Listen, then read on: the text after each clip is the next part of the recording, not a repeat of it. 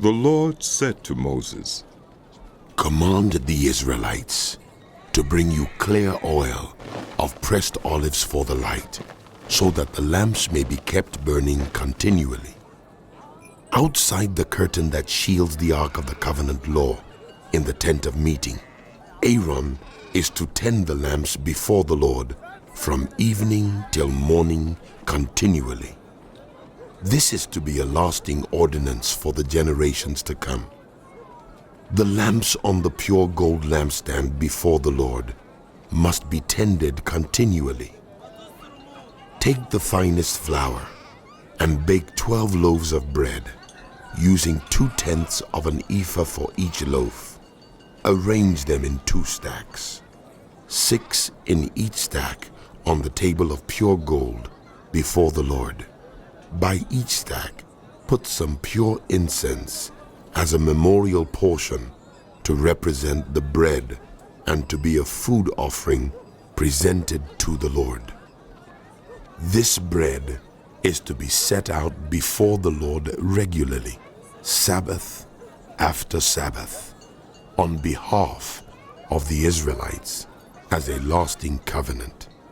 It belongs to Aaron and his sons, who are to eat it in the sanctuary area, because it is a most holy part of their perpetual share of the food offerings presented to the Lord.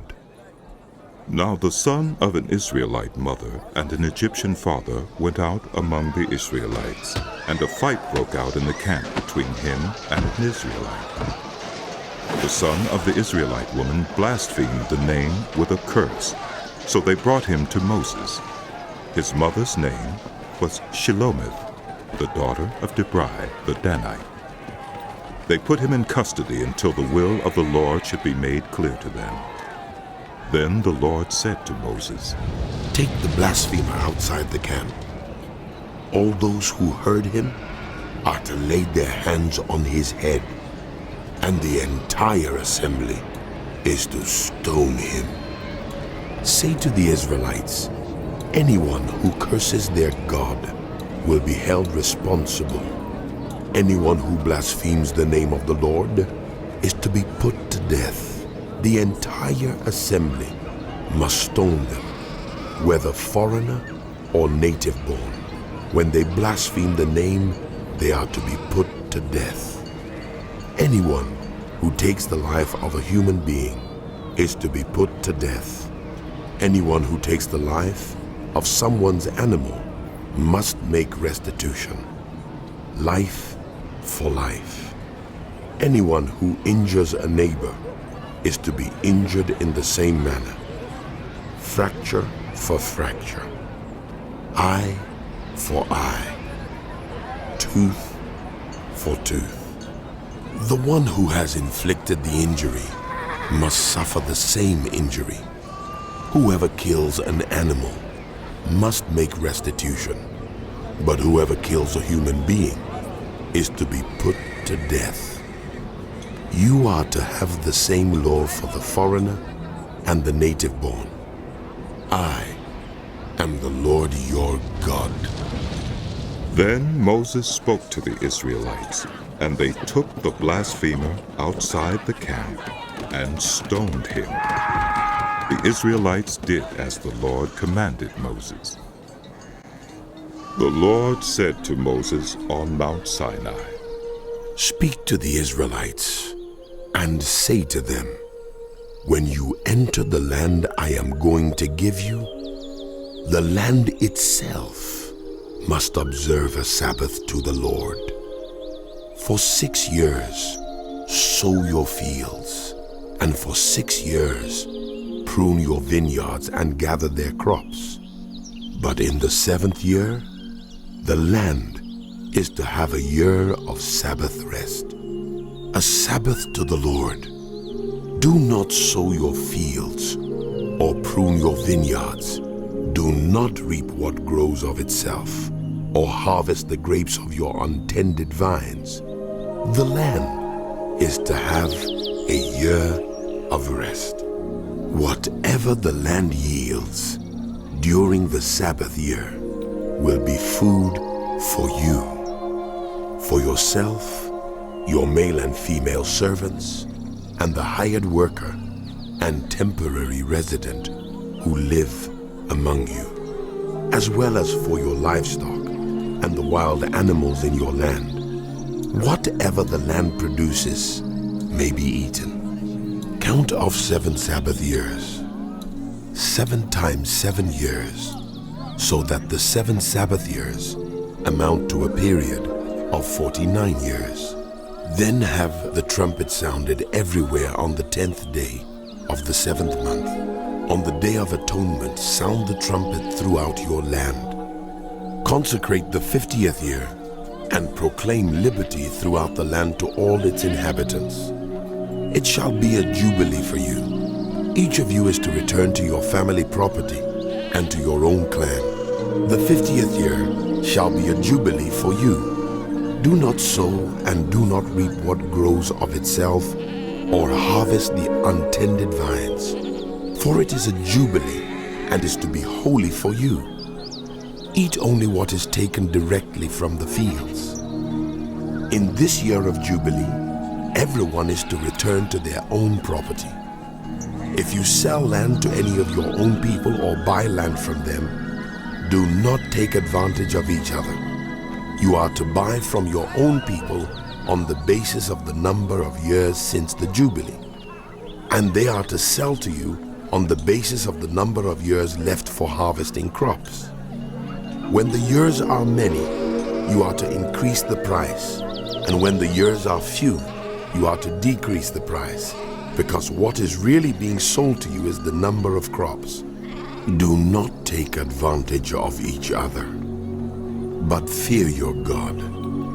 I am the Lord your God. Follow my decrees and be careful to obey my laws, and you will live safely in the land. Then the land will yield its fruit, and you will eat your fill and live there in safety. You may ask, what will we eat in the 7th year if we do not plant or harvest our crops?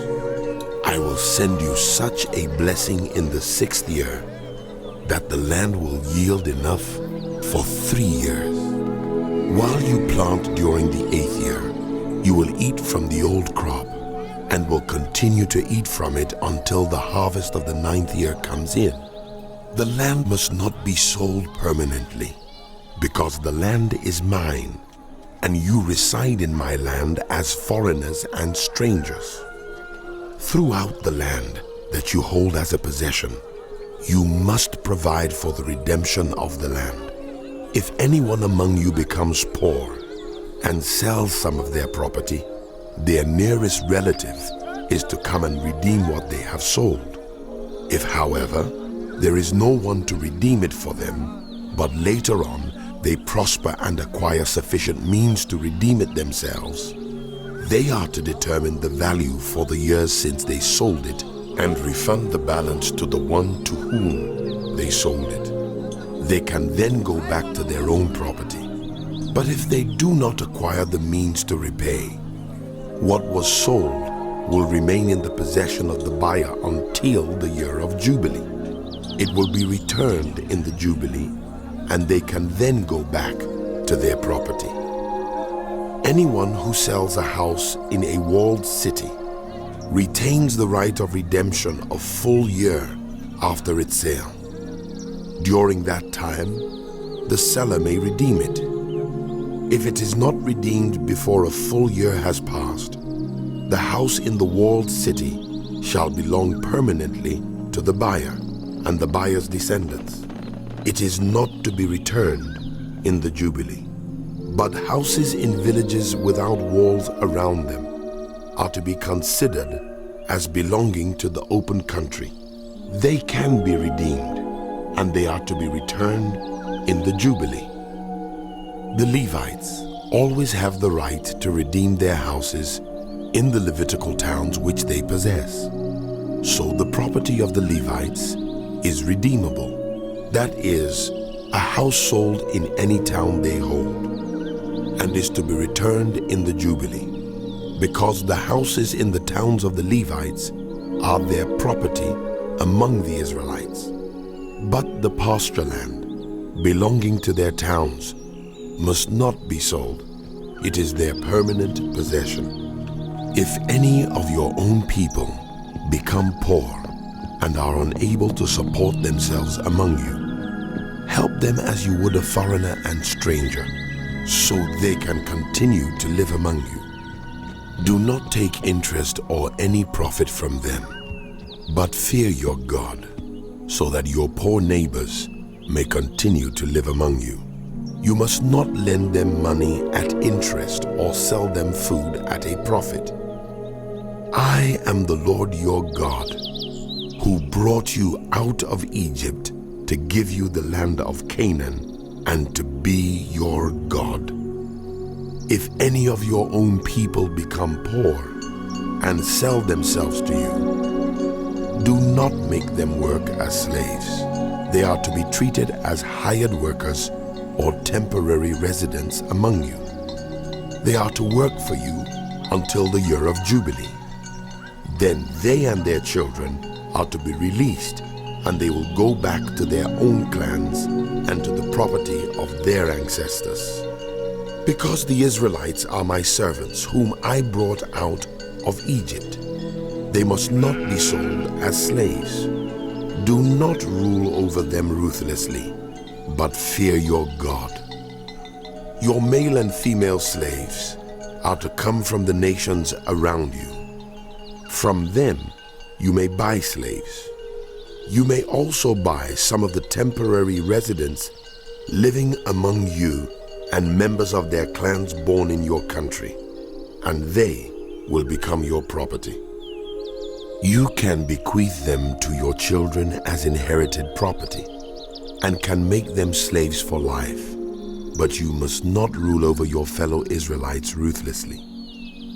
If a foreigner residing among you becomes rich, and any of your own people become poor and sell themselves to the foreigner or to a member of the foreigner's clan, they retain the right of redemption after they have sold themselves. One of their relatives may redeem them, an uncle or a cousin, or any blood relative in their clan may redeem them.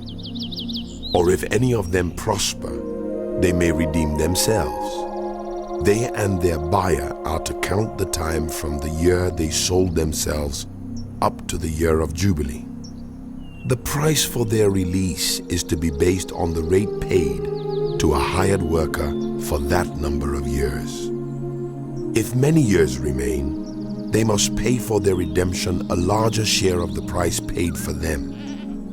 If only a few years remain until the year of Jubilee, they are to compute that and pay for their redemption accordingly.